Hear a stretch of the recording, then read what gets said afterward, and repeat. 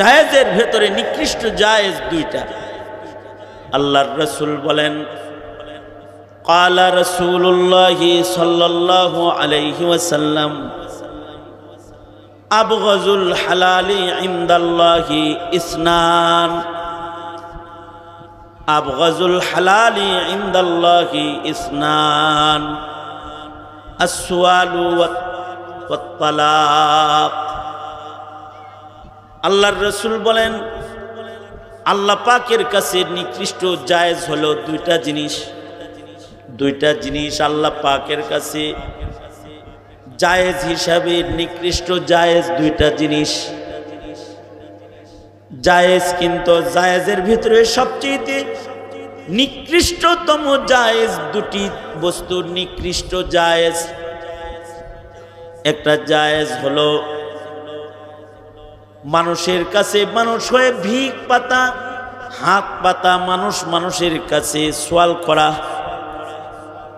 এটা জায়েজ কিন্তু নিকৃষ্ট জায়েজ। আর তালাক দেওয়া জায়েজ। বিবি যদি কথা না মানে তাহলে স্বামীর অধিকার আছে বিবির তালাক দিতে পারে। প্রতিটা স্বামীকে আল্লাহ তাআলা তিনটি তালাক দেওয়ার শক্তি দান করেছেন, যে ইচ্ছে করলে বিবাহিতা বিবিকে সে তালাক দিয়ে বিচ্ছিন্ন করার অধিকার তার আছে। শরীয়তে ইসলাম এটা পুরুষের জন্য জায়েজ রেখেছে, কিন্তু বড় নিকৃষ্ট জায়েজ। কেউ যদি তালাক দেয় তাতে মহান আল্লাহ খুশি হয় না।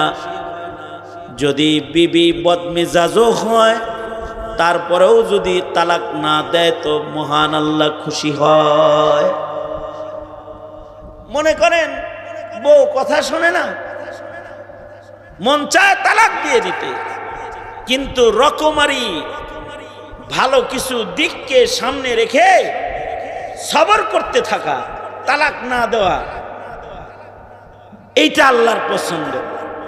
অধিকার আছে একজন পুরুষ তার বিবিকে তালাক দিতে পারে, জায়েজ আছে, কিন্তু এটা আবগাজুল হালাল, নিকৃষ্ট জায়েজ, নিকৃষ্ট জায়েজ।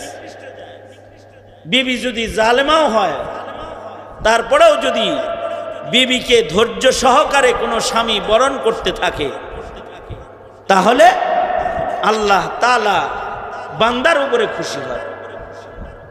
আমাদের এক বুজুর্গ ছিলেন যার বিবি অনেক বদমেজাজি ছিল, খুব বদমেজাজি ছিল, কিন্তু উনি ধৈর্যের সাথে এই বিবির সাথে ঘর সংসার করতেন। ওনার এক ভক্ত একদিন ওনার বাড়িতে গেছে, বাড়িতে যায় হযরতকে খুঁজতেছে যে আমি আমার অমুক উস্তাদ শেখ পীর তার কাছে আসছি, এটা কি তার বাড়ি?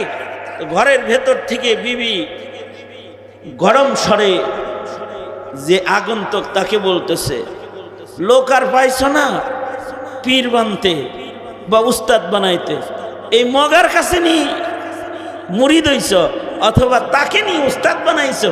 একটা মানুষ কতগুলো বদনাম স্বামীর ব্যাপারে বিবি মুরিদের কাছে করে দিচ্ছে।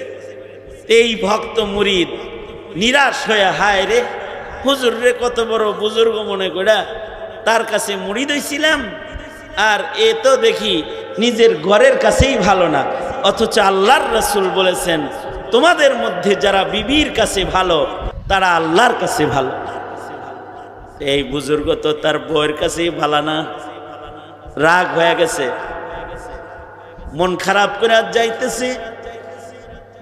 যাইতে যাইতে জঙ্গলের পাশ দিয়ে রাস্তা বাড়িতে ফেরত যাইতেছে, তো দেখে যে তার যে পীর সাহেব সে বাঘের পিঠে সওয়ার হয়ে সাপরে চাবুক বানায় কারামতি দেখাইতে দেখাইতে আইতেছে।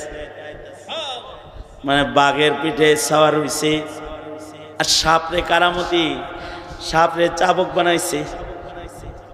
মুরিদ হাসতেছে দেখা, কাছাকাছি আসলে সালাম দিয়ে কয়, কারামত দেখা তো বড় বুজুর্গই মনে হয়, যে বাঘের পিঠে সাওয়ার খন আর সাপের চাবুক বানাইছেন, কিরকম দেখায় দিলেন অনেক কিছু, কিন্তু বাচ্চা যা দেখাইলাম এটা তো খুব বেশি সুবিধার মনে হইতেছে না। বাড়িতে যে আপনার বিবির যে আচরণ পাইলাম, আসলে কি আপনি খারাপ নাকি সে খারাপ বুঝতেছি না।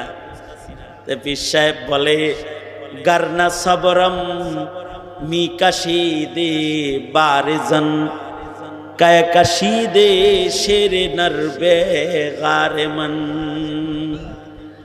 দেখো এই মহিলাটা আমাকে অনেক কষ্ট দেয়, আমার জন্য জায়েজ আছে তাকে তালাক দেওয়া অথবা তার সাথে বিচ্ছিন্ন করা, আমার জন্য হালাল, কিন্তু আমি ধৈর্য ধরেছি। আমি যে এই নারীর অত্যাচার সহ্য করি, এ কারণে আল্লাহ তাআলা খুশি হয়ে মাখলুকাতকে আমার অত্যাচার সহ্য করার নির্দেশ দান করছে। কেন আমি তার অত্যাচার সহ্য করি? আমি যদি তাকে এখন তালাক দিয়ে দেই, তাহলে আমার 3-4টা বাচ্চা আছে, এগুলো পিতার ছায়া হারায় ফেলবে। আমি তালাক দিলে বাবা মার বিচ্ছিন্নতা সন্তানকে মহাসাগরে ফেলে দিবে। তা আমার সন্তানরা এক সময় বলবে, আম্মা নয় খারাপ ছিল, আব্বাও কি খারাপ ছিল?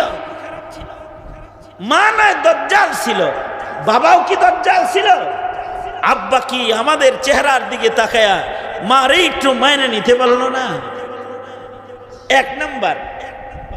2 নাম্বার, আমি যদি তাকে তালাক দিয়ে দিই, তাহলে সেও তো অন্য কোনো মুসলিম ভাইয়ের ঘরেই যাবে।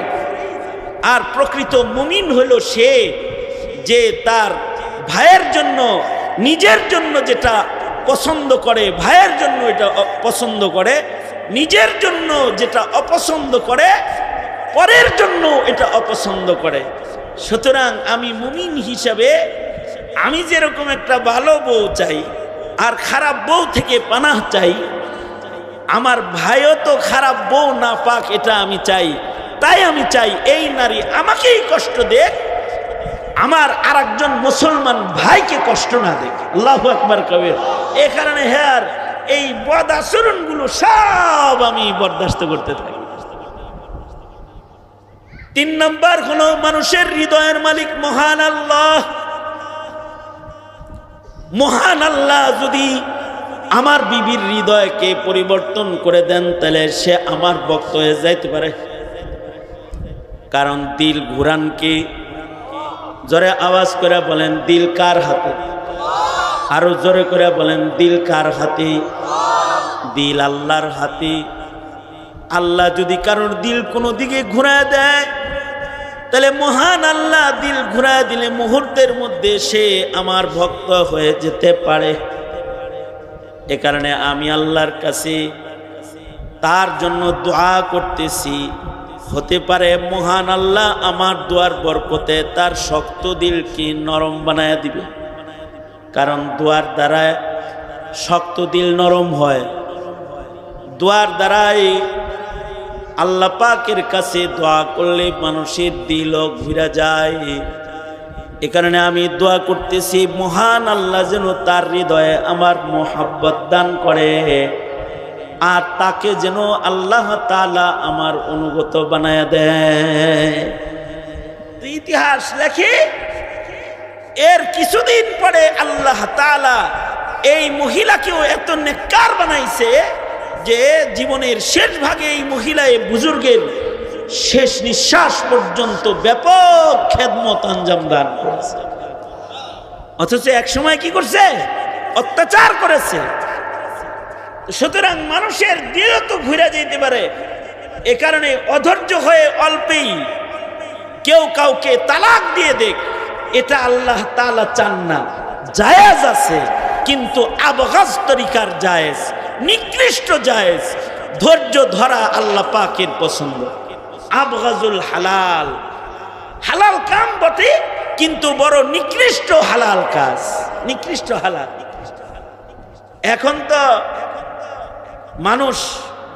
মানুষকে তালাক দেয় টাকার অভাবে, যে বউয়ের কাছ থেকে কিছু পাইতাছে না, যৌতুক ঠিক মতো পায় না, এর লেগে তালাক দিয়ে দিচ্ছে, ঘটনা পাওয়া যায়, তাই না? অথবা